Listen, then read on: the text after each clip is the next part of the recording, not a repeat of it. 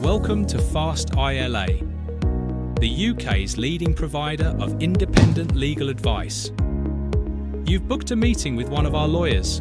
Before your appointment, this short video will help you understand the document you've been asked to sign, a Deed of Subordination. Don't worry, we're here to guide you step by step, so you understand exactly what you're signing. What is a Deed of Subordination? A Deed of Subordination is a legal document that changes the priority of debts.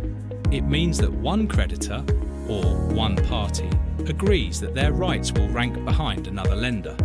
In simple terms, the lender takes priority over your interest. You agree to be paid after the lender. The lender's rights come first if there is a problem. This is commonly used in property and financing arrangements. Why is this required by the lender? Lenders require priority over any other interests in the property or assets. Without a Deed of Subordination, you may have a legal or beneficial interest in the property. This could interfere with the lender's ability to enforce their security.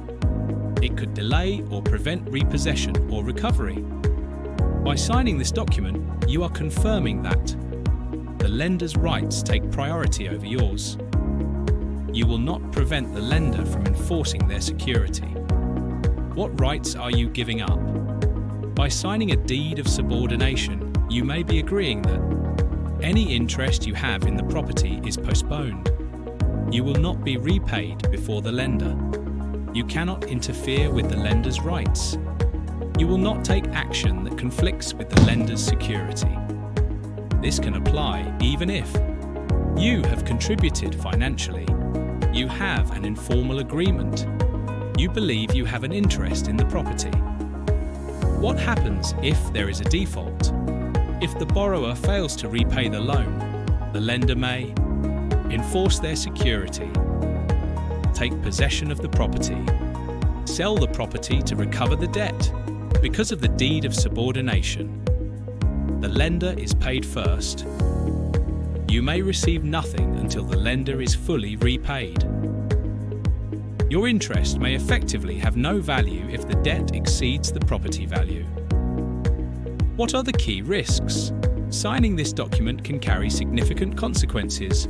You may lose priority over any financial interest you have, be unable to recover money you have contributed, have no control if the lender takes enforcement action, be left with no financial return if the property is sold at a loss. It is important to understand that this document can override informal arrangements or expectations. Let's look at an example.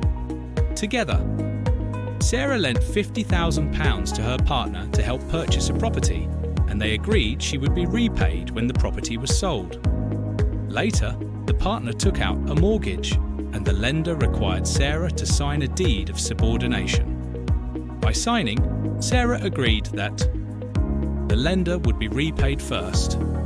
Her loan would rank behind the mortgage when the property was later sold following financial difficulties. The sale proceeds were used to repay the lender. There was not enough remaining to repay Sarah. As a result, Sarah lost the £50,000 she had contributed. Why is legal advice required?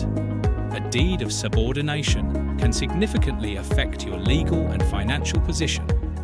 Many people believe they are simply signing a formality, but in law, this is a binding and enforceable commitment.